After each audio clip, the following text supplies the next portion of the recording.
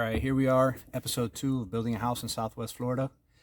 In this episode, we're going to go over the permitting process, what I learned, and what I think you could do to make the process move a little faster. And if you want to check out episode 1, that's about purchasing a lot, what to look for, and how to design a custom house. You click right up here, and I'll put a link to the first episode. So here we go with the permitting process and what I learned. All right, so some of the things I have learned through this permit process is make sure they fill out the appropriate paperwork for your tree survey. At first, they did not, I guess, do the right paperwork. And also on your tree survey paperwork, when you get your lot surveyed, make sure your surveyor plots down where the trees are on your property and which trees are going to be removed and which trees are going to be preserved. Because without that information, they will not pass. So that was one of the first things I had to address in the first rejection. Second thing to look for is flood vents in your garage. If you're doing a stem wall and leaving your garage on grade level, your garage needs to have flood vents on the side of it. In case a flood was ever to happen, the wall isn't holding the pressure of the water and the water will be coming into the garage. Not a huge fan of this idea, but I guess that's what the code requires so the wall doesn't collapse, I guess is the method behind that. So that's another thing to check for. That was a mistake done on the drafter engineer, not the builder. Another thing with your survey, if you do decide to do your survey before selecting a builder and you have a paper survey and they didn't digitally sign it, make sure that your builder understands that they have to take that paper into the county and the county will not accept a scanned copy. The only way they could accept a scanned copy is if they digitally signed it. If they sealed it themselves and it's the paper copy, they must take that paper copy into the county. Another thing is make sure all your plans match as far as septic or city sewer connections. I don't know how it happened, but there was some confusion between the drafters and engineers. So there's some plans that say septic, some plans that say city sewer. And I guess then the builder got confused because it will say one thing in one place and one thing in another. So there was some miscommunication there as far as the septic system. And as far as how that affected me was right before they were going to issue me the permit.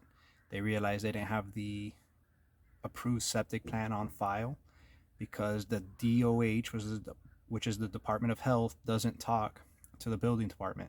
So once you do get that septic plan passed by the DOH, make sure you submit that approved septic plan to the building department so they understand that that has been approved and it won't set you back later on down the road. So that's another thing to look for before you get your final permit. Another thing, for the right-of-way to pass in Charlotte County, you're going to have to talk to your engineer, whoever's doing your site plan, and they're going to be required to put the width of the driveway at the street, the material of the driveway, and also the first 25 feet in my case, which is the right-of-way. Your driveway cannot have more than 2 degrees of pitch, just in case they ever decide to put a sidewalk in the future. Another thing you're going to want to look for is your Florida product approval numbers.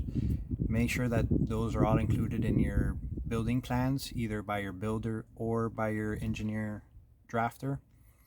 And make sure that they got the correct numbers in there for all the roofing, soffits, garage doors, windows, and entry doors.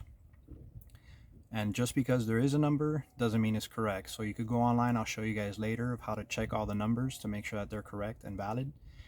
And make sure for the windows, if you have different kind of windows, for example, sliders, sliding windows, or fixed windows, make sure each one has its different product approval number, and the same thing goes for the doors.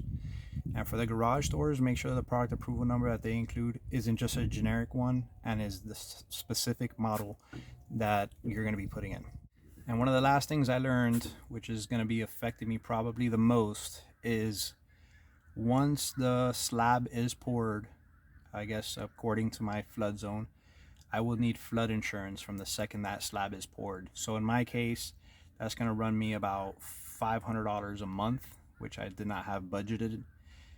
So definitely look into that before you start budgeting what you're planning on spending and stuff like that. I know it's not a huge deal, but it's just something I wasn't looking into spending, you know, and $500 is a pretty good chunk of change that's just wasted. It's not going really to anything towards the build.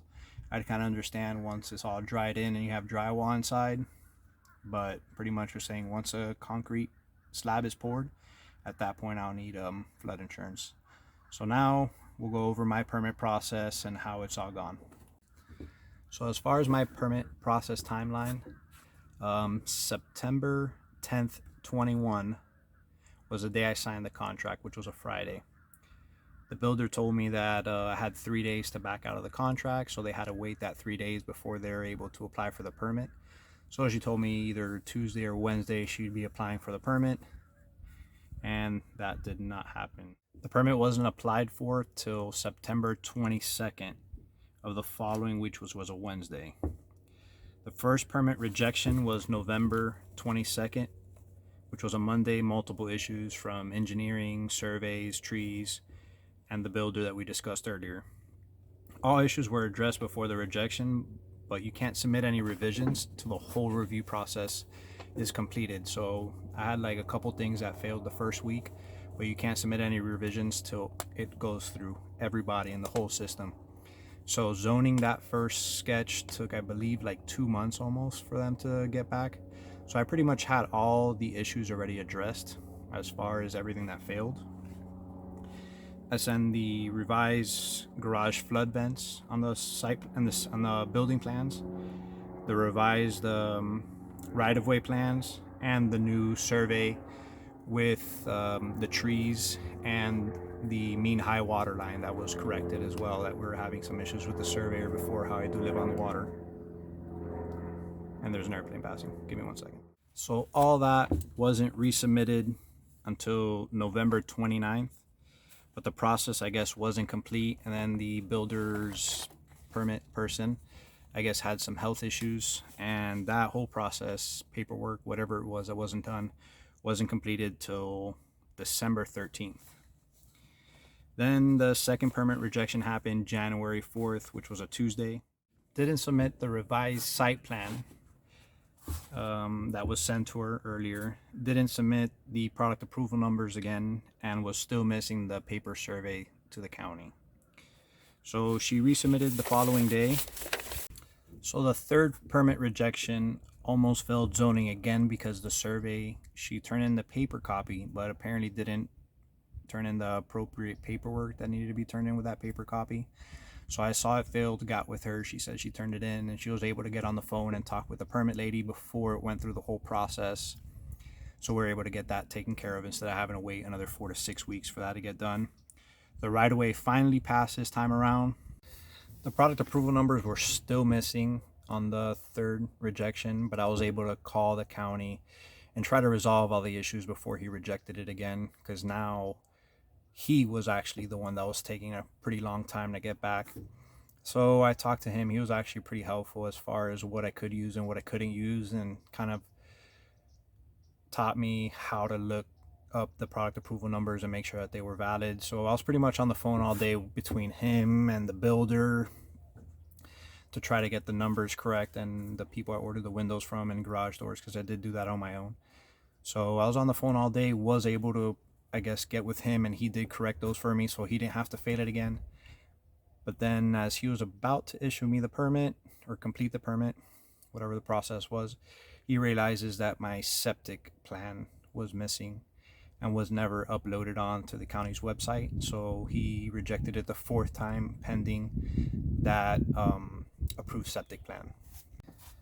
So that fourth rejection was on January 13th, and we submitted the following day, which was January 14th. And we finally today just got the permit, January 24th. It's finally been issued. So hopefully we could be moving forward. And now I'll show you guys on the computer how you could look up all the permit process and how all that works. All right, so now I'm going to show you how you could look up all your permit information online and how to check your Florida product approval numbers. So what I always did, I just put Charlotte County permit search, and it's this link here is the first one that usually comes up. I'll put a link in the description as well for everybody that lives in Charlotte County. They can just use that link. You just click here, It sends you here, scroll down, and then you're going to go to search permits under building. Click search permits.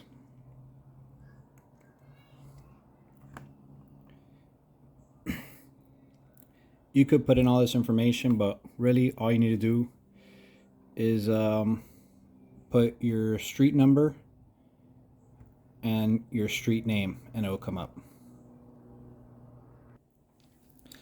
So after you put your address, you scroll down to the bottom, you hit search, and it's going to give you all the permits that have been attached to your address. In my case, I do have a couple from the original house when they knocked it down and stuff like that, and when they did the dock. So I clicked on the most recent permit, which is the house building permit. It'll tell you on the side what the permit's for. And then you go here to record info, and you'll click review status, and it'll bring you to this page here.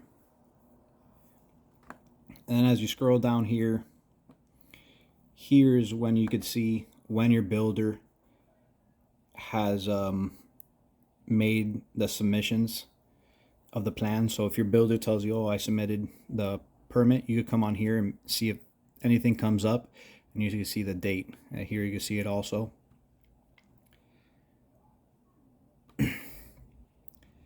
And like I said earlier, just because it does have a check mark doesn't mean it's good. For example, if you go here to right away, like the first time I thought everything was good, when you click it, you'll see here it'll say rejected, revisions received, rejected, revisions received, and then it was finally approved. So you're gonna have to open up all these check marks to see what it says inside. And like I said, you're gonna have to wait till all of these happen before you can submit any revisions. So that's pretty much how the permit process or permit website works for Charlotte County. Now I'll show you how to check your Florida product approval numbers. I have the website open up here. It's floridabuilding.org, or you could just Google Florida product approval numbers, and it's usually the first thing that comes up. And the home page is going to look like this. So there's two ways you could do it. You could do it either by product manufacturer, which takes a long time because it has every single manufacturer in there. Or if you already have the number, you could just verify the number. So I'm just going to use one for the soffit we possibly might use. 103. You hit enter, and then here it'll give you the approval, and then you could click on it.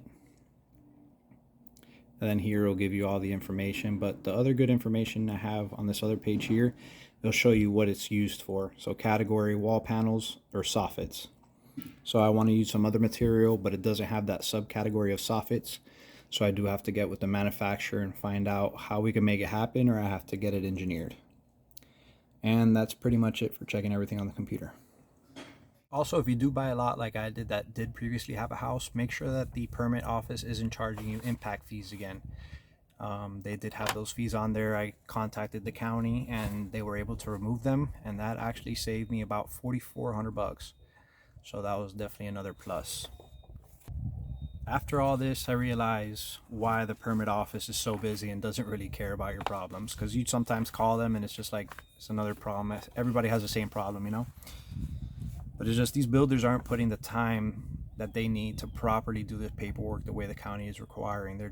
They just want to get everybody in and just try to get a spot in line, I guess. I'm not sure what their process is, but I just feel like they're rushing everybody, and instead of taking a little bit more time and getting everything done the first time, they're just go, go, go, go, go, and they're not doing anything right, and it's just taking longer instead of faster. And just remember, nobody wants his house done more than you do. The builder has a whole lot of people calling him, and the only one that's going to put the time to look every single day on that permit website is going to be you. I highly doubt they're going to be looking at that every single day to make sure everything's happening the way it should be happening. So it sucks having to do their job, but if you want to get this done as fast as possible, I highly recommend that you put a little bit of work and time into seeing what kind of issues you're having with the permit process and making sure what they tell you is matching what that permit process is saying online. Next video will hopefully be some process being done. Hopefully we'll start bringing some filling and getting the slab poured soon. I bought a time-lapse camera, so hopefully I could capture all that. I'm gonna be playing with that in a couple days, setting it up on a big oak tree I have here, and hopefully we get some good footage of all the work being done. So thank you for watching the video. Make sure you like and subscribe to follow the build here, and see you next time.